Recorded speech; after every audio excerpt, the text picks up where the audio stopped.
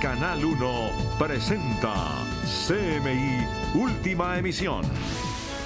Límites al impuesto predial. Congreso aprueba proyecto de ley que evita cobros excesivos. Veto a la prima extra promovida por el senador Álvaro Uribe.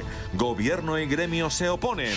Se hundió ley anticorrupción que eliminaba casa por cárcel a funcionarios corruptos. Capturados 9 falsos turistas que lavaban plata de carteles mexicanos. Juicio a exdirectivos de Ecopetrol y Reficar por ocultar información financiera de refinería. Falso positivo, polémica por muerte de exguerrillero de las FARC en la Macarena Meta. Quizás, a las víctimas que se sintieron y que efectivamente fueron agraviadas y a todas las víctimas en general, hoy les digo perdón, mil veces perdón. El perdón de Santrich por el quizás. Michelle Bachelet se reúne en Caracas con representantes del gobierno Maduro. Mañana hablará con la oposición. Y en Deportes, Colombia asegura el primer lugar del Grupo B en Copa América luego de su victoria sobre Qatar. Paraguay empata con Argentina y el equipo de Messi complica su clasificación. CMI, al lado de la Selección Colombia, informe especial desde Sao Paulo. La marca brasilera Frutos de la Pasión celebra la Copa América con una nueva colección de lencería. Les tengo las imágenes al final de la emisión cuando nos conectemos desde la Galería Elvira Moreno con una plataforma que impulsa el diseño nacional. No me fallen, tenemos una cita. En otras noticias, el Congreso de la República aprobó el proyecto de ley para poner límites al cobro del impuesto predial y evitar los excesos. Protestas ciudadanas de estas por el cobro excesivo del impuesto predial ya no serán más en Colombia, según un proyecto de ley del Partido Liberal y del Centro Democrático que establece que el impuesto predial solamente podrá ser aumentado de un año al otro dependiendo de la inflación más 8 puntos. En los últimos 15 años el impuesto predial ha crecido más del 300% y el salario mínimo en valores reales no nominales ha crecido el 23%. O sea, más de 200 puntos porcentuales de diferencia está creciendo el predial respecto al bolsillo de los hogares colombianos. La iniciativa les pone un coto a los municipios para que no cobren en exceso. La protección al usuario, obviamente, algunos abusos que venían sufriendo de parte de alcaldías que no estaban actualizando el predial y estaban cobrando como quisieran las tarifas a través de los consejos municipales. Y también obliga a los alcaldes a que hagan una actualización catastral. La norma pasa a sanción presidencial. Prima extra se queda sin oxígeno. El gobierno y los gremios no respaldan la propuesta del senador Álvaro Uribe que avanza en el Congreso. La vicepresidenta Marta Lucía Ramírez y los gremios económicos llegaron esta tarde a un pacto para duplicar el crecimiento económico del país. Y el primer acuerdo es no aceptar el proyecto de ley para la llamada prima Uribe, que los empresarios consideran que afectará a los propios trabajadores. El gobierno lo rechaza por inconveniente. Cualquier ley que se discuta en el Congreso debe estar orientada a darle confianza a los empresarios en la estabilidad de las reglas de juego. Y los gremios también bloquearon esta ley llamada prima Uribe. Encontramos que esa ley que aprobó el Senado el día de ayer es inconveniente y le hemos solicitado a la Cámara de Representantes que no la vote. Me parece que hay que escuchar con mucha atención lo que dice el ministro Carrasquilla. Este es un país que tiene un ajuste fiscal muy importante. Pero nosotros no creemos que esto se deba dar porque puede poner en juego la competitividad del país, porque estamos ante una masa de inmigrantes venezolanos muy grande y esto puede generar un incentivo para que haya menos contratación de mano de obra colombiana y se suba el desempleo entre nuestros nacionales. El pacto contempla acuerdos sectoriales para duplicar el crecimiento económico, las ventas, las exportaciones y el empleo. Se hundió el proyecto de ley anticorrupción en el Congreso de la República. Una de las medidas era eliminar la casa por cárcel a los funcionarios públicos condenados por corrupción. La iniciativa, que entre otros aspectos eliminaba la casa por cárcel para los funcionarios corruptos, que estaba a la espera de la conciliación en la plenaria de la Cámara y que fue aprobada en la plenaria del Senado solo hasta el pasado lunes, no se pudo tramitar por lo apretado de los tiempos, pues mañana concluye el actual periodo legislativo. Lo que se le puede decir al país es que el proyecto se hundió por trámite, básicamente. Bueno, considero yo que el término de ley es preciso frente al tema. Si el proyecto no ha sido anunciado, todo el proceso se hizo, pues acá se dan cuenta que la Cámara de Representantes fue dirigente en el proceso y se hicieron todos los trámites para salvar este proyecto, pues desafortunadamente pues no fue así. Y es que eran por lo menos 1.200 folios los que tendría que revisar el conciliador para presentar un informe a la plenaria. El cual hay que conciliar, el cual hay que revisar, mirar cuál es el principio de consecutividad que traen los diferentes artículos, pues para hacer una buena conciliación y poder definir, por ejemplo, cuando hay diferencias entre un texto y el otro, cómo podemos conciliar y poder adjuntar los dos procesos de lo que quieren las dos cámaras y que un buen proyecto, una ley de la República bien conciliada. Además, habían sido radicadas 3 recusaciones contra todos los representantes a la Cámara, lo que habría llevado varios días para resolverlas. Otra iniciativa que también se hundió en el Congreso fue el proyecto contra la comida chatarra o de etiquetado. Previo a su hundimiento se presentó un nuevo enfrentamiento entre Arias Jesús Santriz y el presidente de la Comisión Séptima, Jairo Cristancho. Los narcotraficantes de este país se sienten legalizados en este momento. Y yo creo que por respeto a las víctimas, no debería estar usted aquí. Eso es lo que le digo. Y se lo dijo Benedicto. No reten al país trayendo ese personaje. Ustedes estaban aquí, se le ha dado siempre la palabra. Siempre se condescendiente como presidente. Pero esto es retar a las víctimas del país. Esto es legalizar lo ilegal. En eso no me puedo quedar callado. La iniciativa se volverá a radicar el próximo 20 de julio. Por 5 delitos serán procesados 9 colombianos señalados de lavar 11.000 millones de pesos de carteles mexicanos. En el aeropuerto El Dorado de Bogotá se produjo una alerta luego de que se detectara que un grupo de 9 colombianos viajaba semanalmente a México.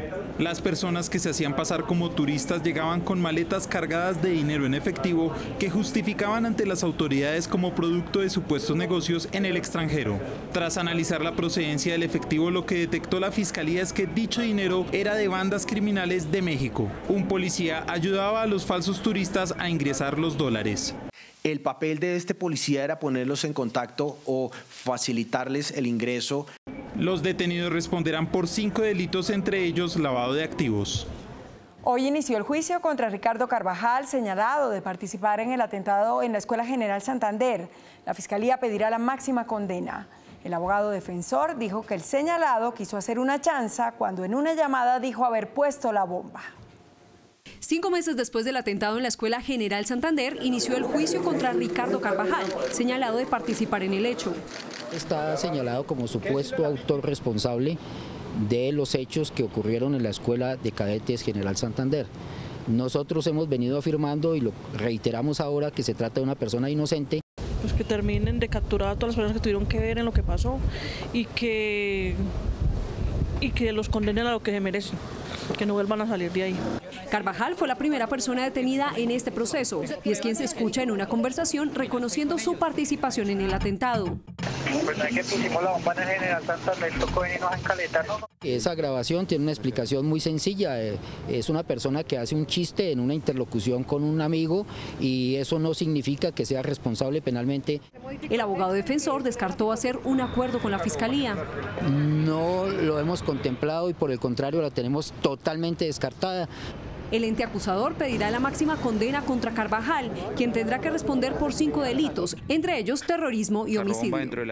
Se cumplen 36 días del cierre en la vía Bogotá-Villavicencio.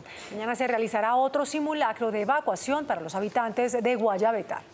Así está hoy la vía Bogotá-Villavicencio, exactamente en el punto más crítico que sigue siendo el kilómetro 58, donde la montaña sigue presentando desprendimiento de material intermitentemente.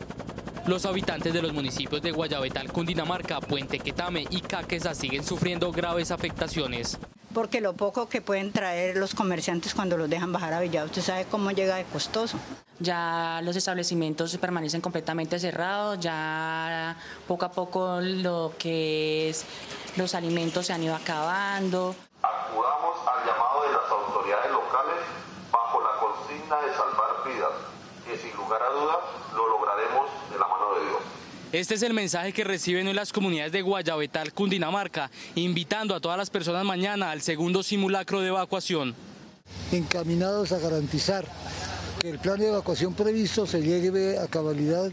El gremio de transportadores de carga actualizó sus cifras hoy afirmando que las pérdidas ya son de 34.200 millones de pesos y prevén pérdidas aún mayores. La Fiscalía llamó a juicio al expresidente de Ecopetrol, Javier Genaro Gutiérrez, y al expresidente de Reficar, Reyes Reynoso.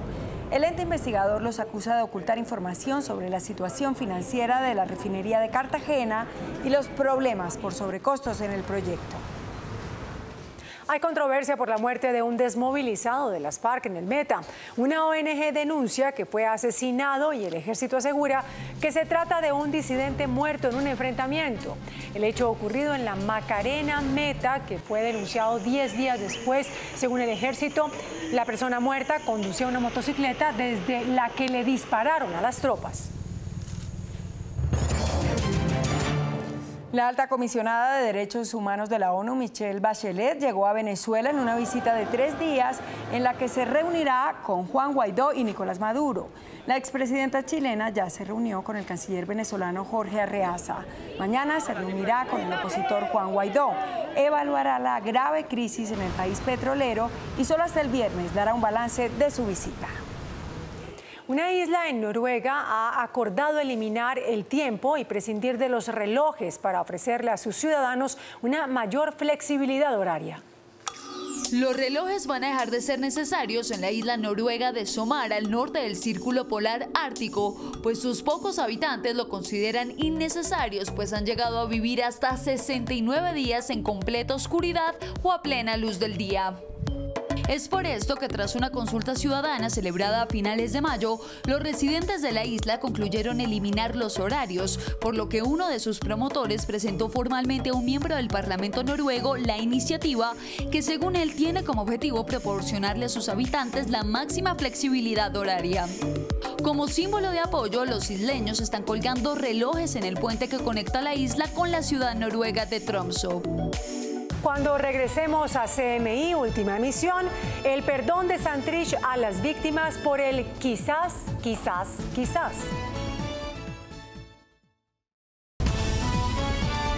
El exguerrillero de las FARC, Jesús Santrich, pidió hoy perdón 1000 veces por lo que llamó desafortunada frase que pronunció en 2012 con el estribillo de quizás. El hoy representante a la Cámara estuvo acompañado por víctimas de las FARC.